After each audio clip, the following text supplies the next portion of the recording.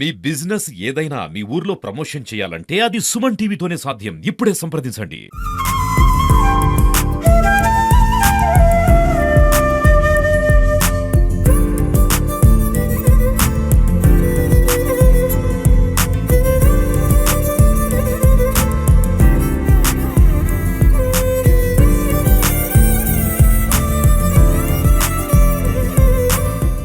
BTech పూర్తయితే నేటి రోజుల్లో విద్యార్థులు ఎంఎస్ చేయడానికి యుఎస్కో లేకపోతే ఇతర దేశాలకో లేకపోతే సాఫ్ట్వేర్ ఉద్యోగాలు లాంటి జీతాలు చేస్తూ ఏసీలు రూమ్లో కూర్చొని హాయిగా జీతాన్ని గడపడానికి చూసాం.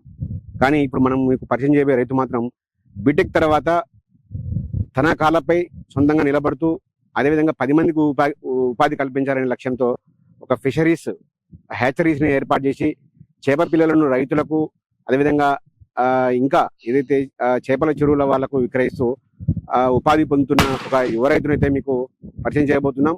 అసలు వారిని అడిగి ఈ చేప పిల్లలు ఎటువంటి రకాల చేప పిల్లల దగ్గర లభిస్తాయి, అదేవిధంగా ఇందులో ఉన్న లాభ నష్టాలు ఏంటి అనే వివరాలని మిగతా వివరాలని కూడా వారిని తెలుసుకుందాం.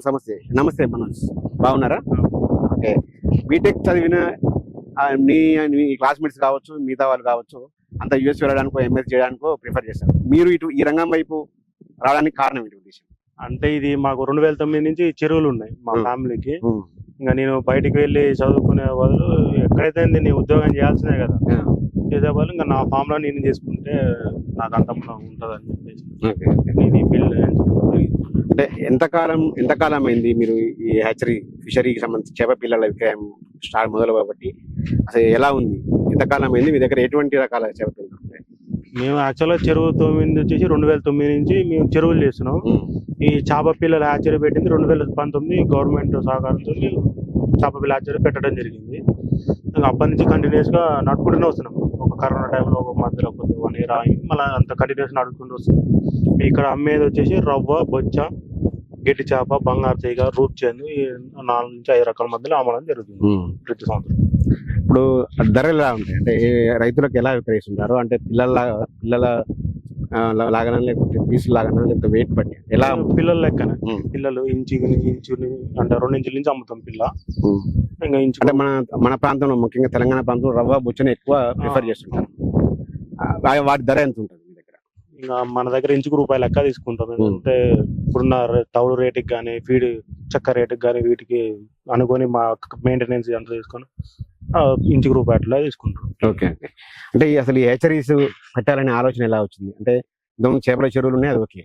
ఈ చేపల పెంపకాన్ని పిల్లలను కూడా విక్రయించాలనే ఆలోచన ఎలా వచ్చింది? అసలు ఎక్కడ మీరే తయారు చేస్తారా లేకపోతే ఎక్కడైనా స్పాన్? మేము వెస్ట్ బెంగాల్ నుంచి స్పాన్ తీసుకొచ్చుకొని మోసుకుంటాం. మన దగ్గర వచ్చేసి ఓన్లీ రవ్వ అవుతుంది తెలంగాణలో. అంటే మన వాటర్, బోర్ వాటర్ ఆల్కనేటివ్ ఎక్కువ హార్డ్నెస్ ఉండబట్టి బొచ్చ అనేది కొద్దిగా బ్రీడింగ్ రావట్లేదు. రవ్వ అయితే బ్రీడింగ్ అవుతుంది. రవ్వ, బంగారు 2 బ్రీడింగ్ అవుతుంది. ఇంకా మిగతా వచ్చేసి వెస్ట్ బెంగాల్ నుంచి స్పాన్ కానీ కొద్దిగా ఫ్రై సైజ్ తీసుకొని వచ్చి ఇక్కడ పెంచుకొని అంటే ఇలా పోసుకొని మళ్ళీ 2 ఇంచెస్ నుంచి అమ్మేస్తుంటాం పిల్లలు. ఓకే. ఇంకా అలాంటే ఎన్ని చేపలు అమ్ముతారు మొత్తానికి సీజన్ లో? మీరు ఎన్ని లక్షల చేపలు పిల్లలు అంటే ఒక్కోసారి సీజన్ ఇప్పుడు గవర్నమెంట్ పోస్తుంది కదా పిల్ల, ఒకవేళ వాళ్ళు పోయకుండా ఉంటేనేమో చెరువులో వచ్చి మన దగ్గర తీసుకోపోతారు. ఇప్పుడు గవర్నమెంట్ సీడ్ వస్తుంది కాబట్టి కొద్దిగా తక్కువ మనకు అక్కడ చిన్న కుంటలు, బావిలు అట్లా కొన్ని చెరువులు ఏంటంటే గవర్నమెంట్ పిల్ల పోసినా కూడా మన పిల్ల కూడా తీసుకొని వెళ్తుంటారు చాలా మంది. ఓకే. యావరేజ్ గా ఎంత మీరు ఎన్ని పిల్లలు విక్రయిస్తున్నారు? 10 లక్షలు అట్లా. 10 లక్షల పిల్లలు. ఓకే. అంటే దీనికి మీకు ఎంత ఖర్చు అవుతుంది? మీ ఆదాయం ఎంత వస్తుంది? సగం పోతే సగం మిగులుతుంది. 50-50. 10 లక్షల పిల్లలు అమ్మితే నీకు 5 లక్షల లాభం వస్తుంది అంతే. అంటే ఎన్ని రోజుల కాల వ్యవధి ఇది? 4 నెలలు. 4 నెలలకు 10 లక్షలు. మళ్ళీ ఆక్సిజన్, ప్యాకింగ్ ఇవన్నీ మనం చేసి ఇవ్వాలి. ఓకే.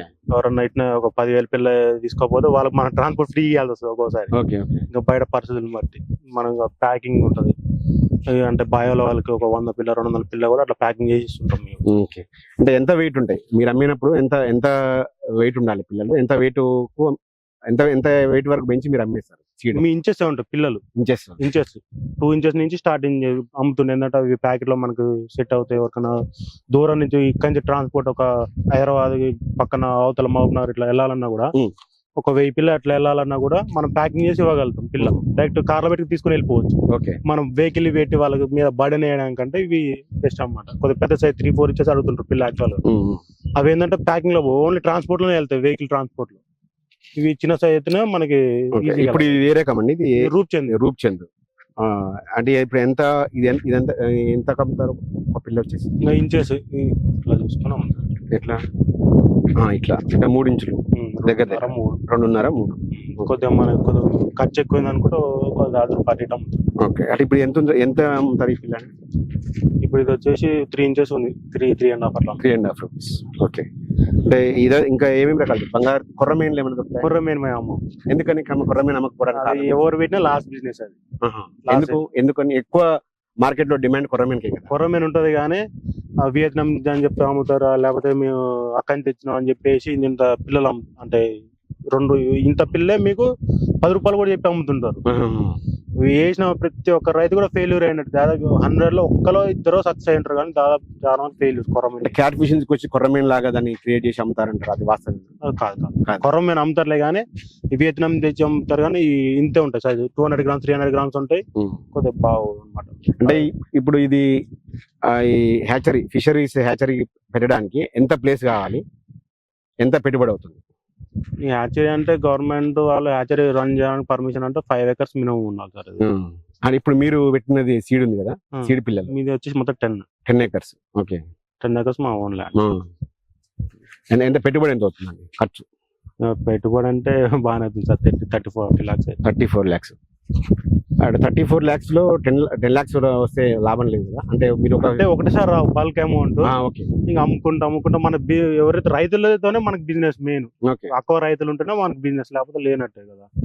ఈ మధ్య తెలంగాణలో బాగా అక్కువ రైతులు అనేది అంటే పెరుగుతున్నారు. అంటే ఎక్కువ ఆంధ్ర రాష్ట్రంలోనే, అంటే ఇటు ఏలూరు కావచ్చు, వెస్ట్ ఈస్ట్ కావచ్చు, అక్కడైనా ఎక్కువ చేపల రైతులు ఉంటాయి.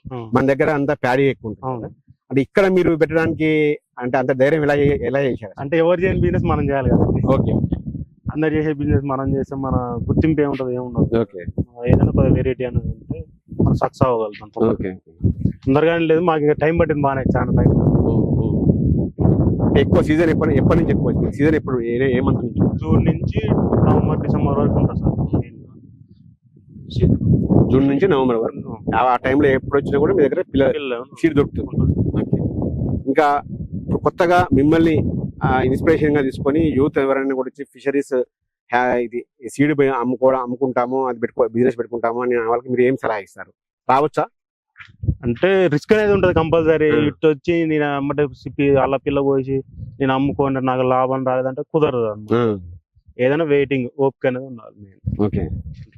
అంటే ఇప్పుడు టోటల్ గా సంవత్సరానికి ఎంత సంపాదిస్తారు మీరు?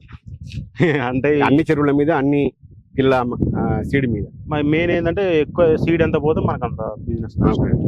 మనం చెప్పలేము, ఇయర్ ఒక్కోసారి పిల్ల మిగిలిపోవచ్చు. మిగిలిపోయిన పిల్లని ఏం చేస్తుంటారు? మళ్ళీ మేము ఫీడ్ పెట్టి మళ్ళీ 0 size చేస్తాం. పిల్ల 0 size చేసి మళ్ళీ జనవరి నుంచి అడుగుతుంటారు చాలా మంది, మళ్ళీ వాళ్ళకి ఇచ్చేస్తుంటారు, విక్రయం చేస్తుంటారు. ఓకే. అంటే మొత్తానికి అయితే లాభదాయకంగానే ఉంది మీరు ఇప్పుడు చేసే బిజినెస్. ఎక్కువ మ్యాన్ పవర్ సార్. ఎప్పుడైనా మీరు బీటెక్ చదివాను ఏంద్రా యూఎస్కి వెళ్లకుండా ఏంది నాకు ఇదంతా ఎప్పుడైనా అనిపించింది ఆ సందర్భం?